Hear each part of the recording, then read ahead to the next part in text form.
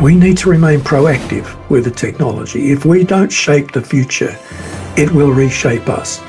It's right that we're cautious about new technologies, but we can't afford to be paranoid. And if you're a Christian, you know that there are no prizes for timidity. The spirit we've been given is not a spirit of cringing fear. There's been a tenfold increase in deepfake content over the past 2 years alone. The creation tools are so fast now that you can hold a fluent audio conversation with an AI in real time. And the same is about to happen with video. And most big tech owners fall into one of two camps. They're either tech utopians, they believe that technology, especially their technology, will create a brave new world. Others are tech dystopians. They believe the opposite. The tech is out to control us and going to destroy humanity. No, we see the world as it really is, warts and all. It's a fallen world, but we carry a hopeful attitude, knowing that someone, far greater than human beings, far greater than Elon Musk, is in control of everything. But it is true that people are looking for ways to protect their identity, including their name, their image, their voice, their signature. There's been a tenfold increase in deepfake content over the past 2 years alone. And as you know, deepfake videos can now feature very subtle micro-expressions like eye blinks and slight jaw movements, which makes it harder for the naked eye or the ear to pick them up. And they're so fast, the creation tools are so fast now that you can hold a fluent audio conversation with an AI in real time. And the same is about to happen with video. So there are, of course, creative possibilities there, but there are dangers when it comes to fraud, misinformation, and the theft of creative output, as you've said. And we've even heard instances of people being on Zoom calls, they think to someone high up in their own company, only to discover everyone else on the Zoom call was actually an AI bot. Is there anything that can be done? Can the technology itself be used to protect us from the technology? I think, first of all, the problem starts with regulation. The big tech companies are not going to regulate themselves. They've proven that time and again for the last 30, 25 years with social media. They're either incapable of or unwilling to regulate themselves. So governments need to step in. We need regulation to prevent digital forgery and non-consensual deepfakes. AI developers must be required by law to get express permission to train their models on recognizable faces or voices, say like celebrities, for example. And governments need to require that all deepfakes and synthetic voices contain digital watermarks and what we call audit trails. These are trails built on technologies similar to cryptocurrency, the blockchain idea, so that we can see exactly who developed the AI in the first place, the AI product, the deepfake, and who distributed it along the way. So, and there are other technical measures too. We can use metadata and crypto signatures to help verify if photos, videos, or voice recordings are the real thing. But again, end of the day, it comes back to government, and then it comes back to us being data literate, educating ourselves on how to recognize a deepfake as much as that is possible with the naked eye or ear, and how to check source labels and how to basically keep AI accountable. Dave, we tend to trust AI because we use it all the time. We tend to trust it. We don't think enough about who owns the company producing it, developing it, and what might be their motive in owning that company. And if we start to ask questions like that and to think critically, we might save ourselves a lot of heartache. And if we take this down from the level of celebrities and creative types and even company leaders, do we need to be on the lookout amongst our own peer group? If somebody appears to be saying something or doing something online that we don't think is quite their character or their style, do we need to be that sort of literate as well? Yeah, that's actually part of data literacy, just being aware of the backdrop to the information you're receiving.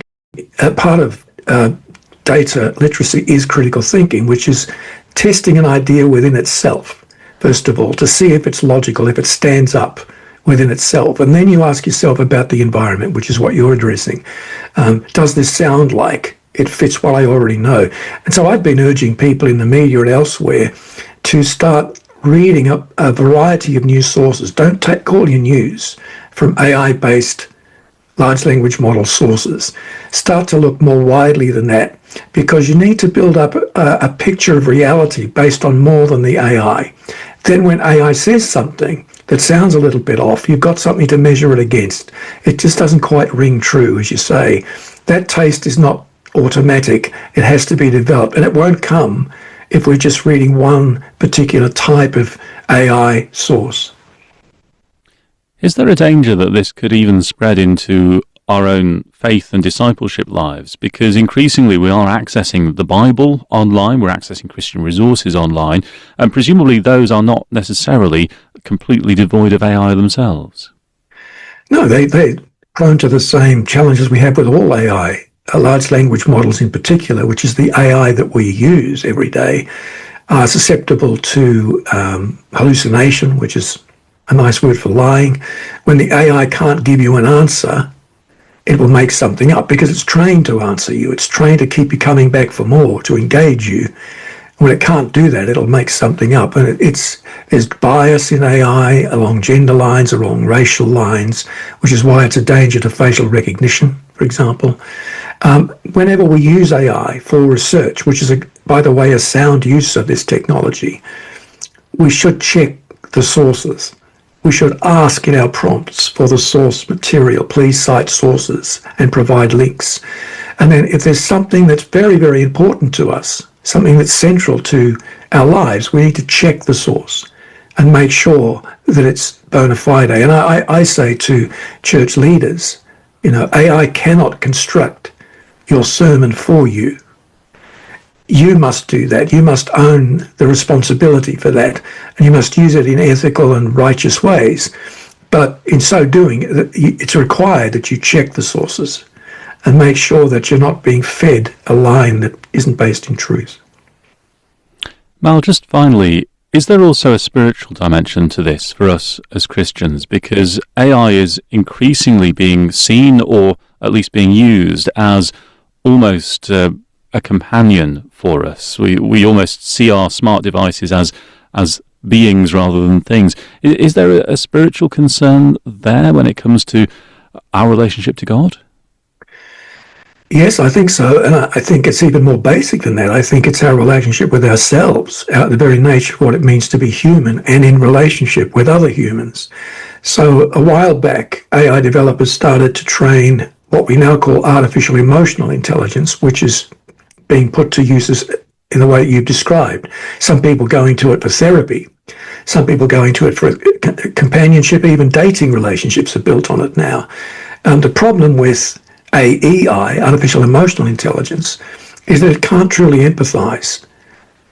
Machines can't empathize because they can't have, by definition, a shared human experience. And that's the basis of empathy. And without empathy, what is a relationship? If you're not going to get feedback that is truly not just sympathetic, but sometimes challenging to what you're saying. I want friends that tell me what I don't know or what I need to do that I'm not doing. And so AI is not good at that because it's trained to engage you and bring you coming back for more. It's not going to give you that sort of truthful response. So there are many reasons why we should be wary of it. I think, though, it's important to say here, Dave, that we need to remain proactive with the technology. If we don't shape the future, it will reshape us. It's right that we're cautious about new technologies, but we can't afford to be paranoid. And if you're a Christian, you know that there are no prizes for timidity. It's very clear in the Gospels, or in Paul's letters rather, that the spirit we've been given is not a spirit of cringing fear. And most big tech owners fall into one of two camps. They're either tech utopians. They believe that technology, especially their technology, will create a brave new world.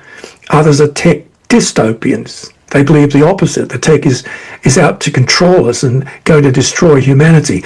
Neither of those, I think, are alternative viewpoints are acceptable for a Christian. We see the world as it really is, warts and all. It's a fallen world. But we carry a hopeful attitude, knowing that someone, far greater than human beings, far greater than Elon Musk, is in control of everything. So I think we need to remain hopeful but cautious. Mal Fletcher, thank you for joining us today. Pleasure, Dave.